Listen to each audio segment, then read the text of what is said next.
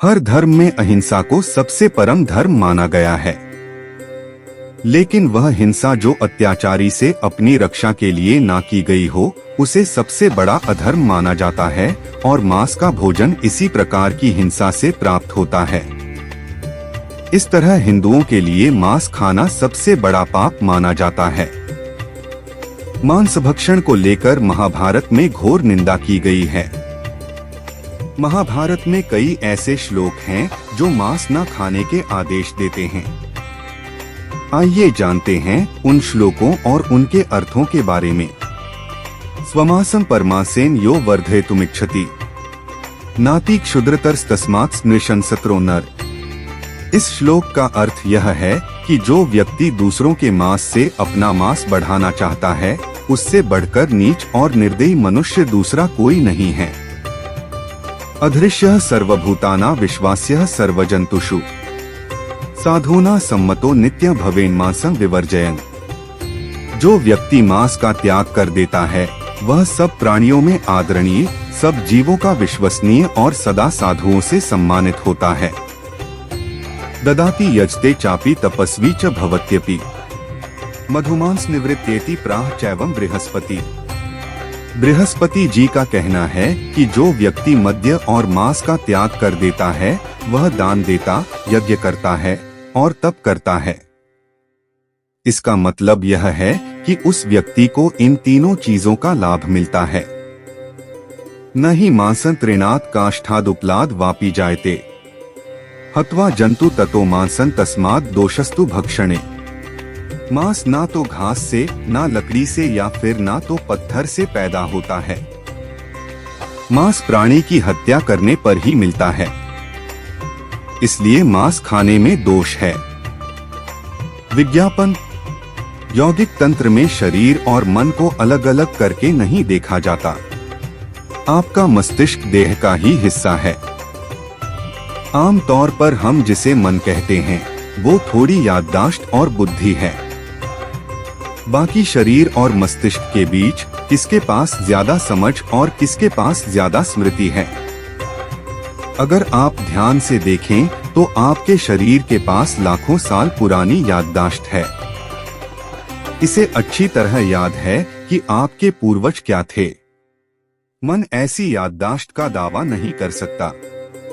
जब समझ की बात आती है तो डीएनए के एक छोटे अणु में घटने वाली घटना भी इतनी मुश्किल है कि आपका सारा दिमाग उसका पता नहीं लगा सकता। यौगिक तंत्र में एक भौतिक शरीर होता है और एक मानसिक शरीर होता है। प्रज्ञा या कहें बुद्धि और याददाश्त हमारे पूरे शरीर में फैली है। लोगों को लगता है कि मस्तिष्क ही सब कुछ है, क्योंकि यह विचार प्रक्रिया को संभालता है। मन और देह के इस अलगाव के कारण ही पश्चिम में बहुत से लोग जीवन में कभी न कभी एंटीडिप्रेसेंट दवाएं लेते हैं। मन पर मांस का प्रभाव। हम जैसा भोजन करते हैं, उसका हमारे मन पर गहरा असर होता है। एक औसत अमेरिकी प्रतिवर्ष 200 पाउंड मीट खा लेता है। अगर आप इस मात्रा को 50 पाउंड तक ला सकें, तो देखेंगे कि 75% लोगों को एंटीडिप्रेसेंट दवाओं की जरूरत ही नहीं पड़ेगी। अगर आप रेगिस्तान या जंगल में हैं, तो मीट एक अच्छा भोजन का हो सकता है, क्योंकि यह आपको ज्यादा देर तक जिंदा रख सकता है। अगर आप कहीं खो जाएं, तो मीट के सहारे समय बिता सकते हैं, क्योंकि इसकी थोड़ी मात्रा में ज्यादा पोषण होता है। जबकि आपके पास दूसरे विकल्प मौजूद हैं, तो इसे रोजमर्रा के खाने में शामिल नहीं करना चाहिए। इसे आप कई तरह से देख सकते हैं।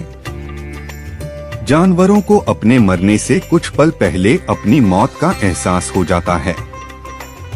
आप इसे कितनी भी चतुराई या वैज्ञानिक तरीके से क्यों न करें, जो भी जानवर किसी तरह का भाव रखता है, उसे पता लग जाएगा कि वह मरने जा रहा है। सही इसी मनोदशा में रहता है। जब आप उसे मारते हैं, तो उसके मांस में वे नकारात्मक एसिड भी मिल जाते हैं। जब आप उसे खाते हैं, तो उससे आपके भीतर अनावश्यक मानसिक उतार चढ़ाव पैदा होते हैं।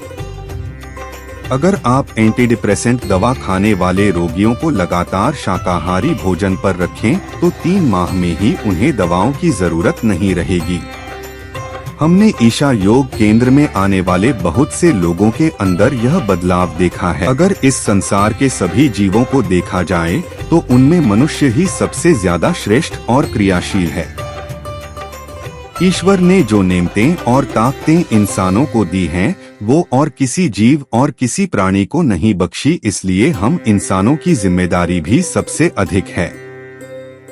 इंसान अपने हुनर और दिमाग का इस्तेमाल करके भी अन्य जीवों से अपना भोजन प्राप्त कर सकता है, जैसे गाय भैंस का दूध बेचकर, भेड़ से ऊन बेचकर, हाथी से महावत बनकर, घोड़े से तांगा आदि चलाकर। इस तरह से वन्य जीवों को मारे बिना भी इनके जरिए भूख का इलाज हो सकता है, तो फिर क्यों बेवजह इनकी हत्या का पाप अपने सिर लें। हालांकि इस पर ये सवाल उठाया जा सकता है कि जो पेड़ पौधे खाए जाते हैं उनमें भी तो जीवन होता है। अगर उनको खाना पाप नहीं है तो मांस खाना कैसे पाप हुआ? इस सवाल का जवाब ये है कि पेड़ पौधे आदि वनस्पति सुषुप्ति अवस्था में यानी एक तरह की गहरी नींद में होते हैं। उन्हें काटने या तोड़ने पर हमारी तरह पीड़ा का अनुभव नहीं होता। वानस्पतिक खाद्य पदार्थ जागृत प्राणियों द्वारा स्वेच्छा से दिए गए दूध आदि की तरह होते हैं। इस तरह वनस्पतियों से प्राप्त भोजन खाना गलत नहीं है। वह मांस नहीं होता, वह उनका स्वाभाविक फल है। वे इससे आगे बढ़ने में सक्षम नहीं हैं। अगर यदि हम आम अमरूद जैसे फल हिंसा समझकर न खावें तो वे सड़कर खाने के लायक ही नहीं रहेंगे और फिर उनका कोई फायदा भी नहीं रहेगा। इसी तरह अगर हरी भरी सब्जियों को भी यूं ही छोड़ दिया जाए तो वे भी सूखकर बेकार हो जाएंगी और किसी काम की नहीं रहेंगी। आप सब अक्सर खबरों में सुनते होंगे कि आज इतना टन गेहूं गोदाम में पड़े पड़े खराब हो गया, लेकिन वन्य जीवों के साथ ऐसा नहीं होता। पेड़ पौधों की अपेक्षा वन्य जीव अधिक मात्रा में सुख दुख का अनुभव करते हैं। उनमें प्रजनन क्षमता भी होती है जिससे वे अपना वंश बढ़ाते हैं। उन्हें काटने मारने पर रक्त की धार सीधी दिखाई देती है। अपने परिजन की मृत्यु पर पशु भी आंसू बहाते हैं, तो फिर उन पर इस तरह का अत्याचार क्यों? दूसरी बात, यदि आप प्रोटीन विटामिन्स आदि के लिए मांस को सही मानते हो तो यह तर्क भी पूरी तरह से ठीक नहीं, क्योंकि जो प्रोटीन मिनरल्स पशुओं में होते हैं वो उनमें प्राकृतिक रूप से नहीं होते। वो सभी तत्व वन्य जीव पेड़ पौधों से ही प्राप्त करते हैं। अंग्रेजी भाषा में इसे फूड चेन कहा जाता है। इस तरह जब पशु पक्षी भी शाकाहार से जरूरी तत्व पा सकते हैं तो हम क्यों नहीं? हम तो उनसे बहुत अधिक श्रेष्ठ हैं, तो फिर हम क्यों मांस का ही रास्ता चुनें? इस पर तर्क करने वाले ये तर्क देते हैं कि शेर आदि हिंसक जीव भी तो मांस खाते हैं, तो हम क्यों न खाएं? तो इस पर मैं यही कहूँगा कि सर्वप्रथम तो ये कि मांसाहार उनका प्राकृतिक भोजन है, उनके पास अन्य कोई विकल्प ही नहीं है और न ही उनका बौद्धिक स्तर इतना ऊंचा है कि वे इंसानों की तरह वृक्ष आदि उगा सकें। दूसरा ये कि वे मांस खाने के लिए मेहनत करते हैं, अपने शिकार से लड़कर उसे प्राप्त करते हैं और वे उसे उसी हालत में खाते हैं जिस हालत में वे उसे प्राप्त करते हैं। वे मांस के साथ साथ हड्डी भी पचा लेने में सक्षम हैं, लेकिन इंसानों के साथ यहाँ भी उल्टा है। पहले क्रूरता से उसे मारते हैं और फिर उसे पकाकर भिन्न भिन्न मसालों का प्रयोग कर उसे बनाते हैं, जिससे मांस का भयानक रूप ढक जाता है और खाने के लायक बनता है। हम उसे जैसे का तैसा ग्रहण नहीं कर सकते। वहीं अगर पेड़ पौधों की बात की जाए तो पेड़ पौधे हमें जिस अवस्था में मिलते हैं हम उसी अवस्था में उनका सेवन कर सकते हैं। उन्हें भोजन की तरह पकाकर खाने की भी जरूरत नहीं और वे मांस की अपेक्षा सुपाच्य भी होते हैं।